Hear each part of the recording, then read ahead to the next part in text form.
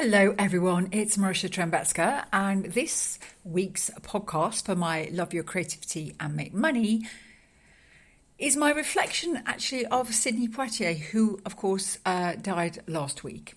But I read his autobiography probably 15 years ago, and some of the things that he talked about in his upbringing, they kind of have always stayed with me. Sometimes you'll read people's biographies and autobiographies and you'll be like, yeah, interesting, but he's really stuck with me for a variety of reasons. And I just thought it was interesting to pull them out almost because they illustrate what an amazing human being he was. But also it really also shows his focus, what he was willing to do, and equally where he was willing to stand up and say, no, I'm not playing that role. So therefore I am going to make it happen. I'm not going to do this. Role because it's too stereotypical. But equally sometimes he really would do what you and I would I would probably question. Specifically, Sidney Poitier was born in Casa Island in the Bahamas, but by a complete accident he was actually, his birth was in Miami, Florida, so he was an American citizen. And either way, he joined the army but left because he just really disagreed with how it was working. And he was in New York and he was doing a job of a dishwasher, as in washing dishes in restaurant. It was really cold, and one time he was looking for a new dishwashing job and he saw actors wanted, and basically it was like, oh, what's that? So off he went. And there was at the this Negro theatre, as it was called. It's called the American Negro Theatre at the time. And he looked at it and thought, I really want to do this. So he learned. He'd never bothered learning any kind of monologue for his audition before. So he learned a monologue. He went in there and auditioned.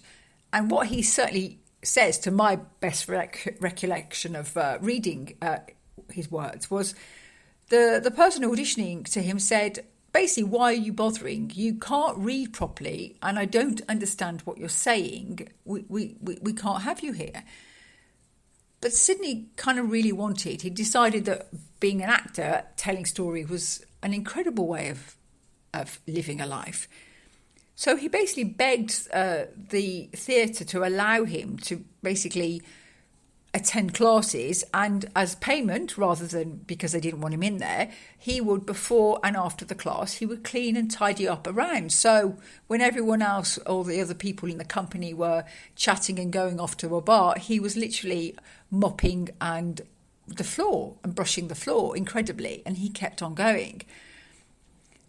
There's a lot of talk about him now really standing up for who he was, which is absolutely correct. He certainly did.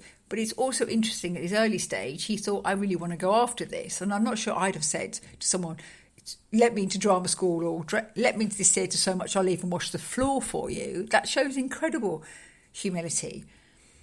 And then his first kind of breakthrough role, there was a off-Broadway production of something going on, and they were all in the theatre were told to kind of study and understudy the various roles. And the roles that the role he really wanted, because he knew there was going to be a Broadway director coming in, was basically he was just cast as the understudy. And Harry Belafonte, obviously a beautiful, also kind of black actor of the time, he was going to play the role. Harry was, and Sidney was just the understudy.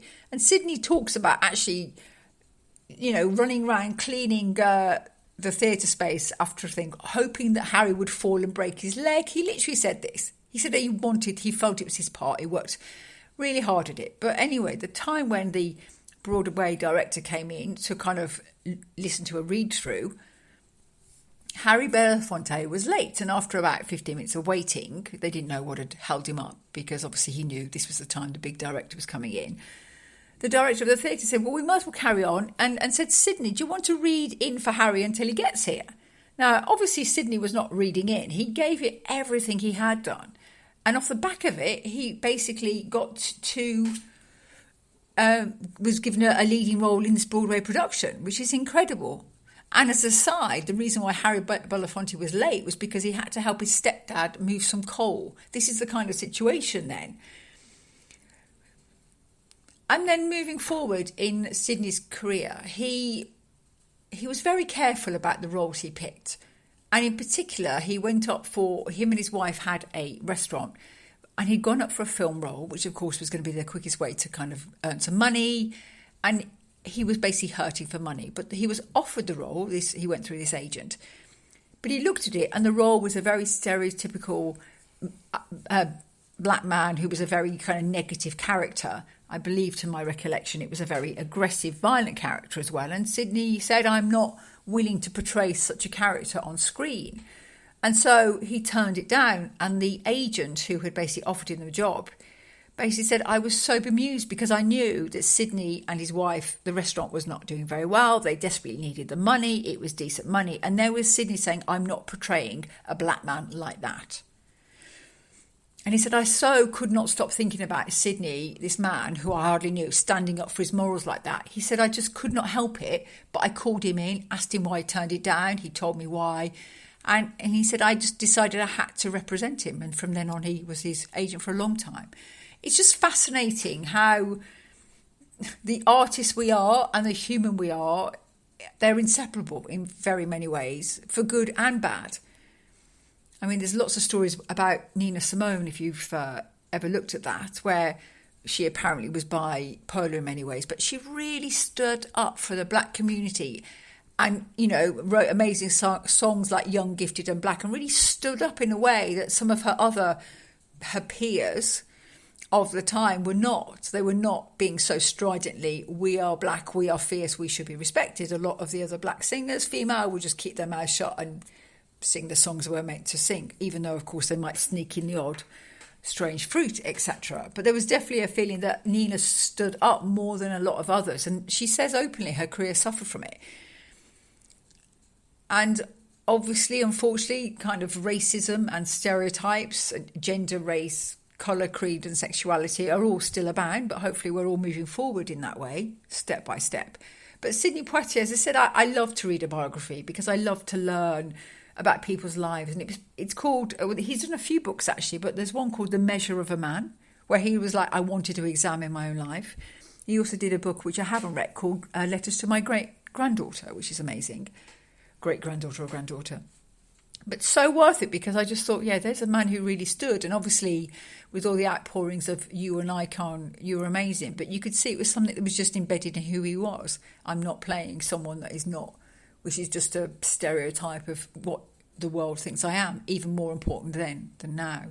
I think it's why I loved that film Moonlighting so much, the Barry Jenkins one. It was fantastic. It obviously won the Oscar, but that very subtle hints through it. And then, of course, in the end, the lead character obviously was gay. And I just thought the way the story unfolded was beautiful. And that was another important note in it, because, of course, that equally is something that's not portrayed as much on screen as it really should be. Because why should your colour dictate your sexuality any more than the other way around? Of course, there's black gay men like there's white gay men, and there's black and white gay women, and different shades of beautiful shades of skin.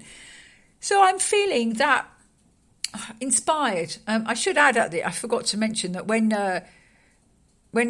Sidney was trying desperately to he was there mopping the floor, because he'd been told you can't speak and you can't read properly, he would literally he would listen to the New York Times, the New York radio station, and he modelled himself, his speaking basically on the way this particular guy spoke on the radio, which is why he ended up speaking the way he did in many of his films.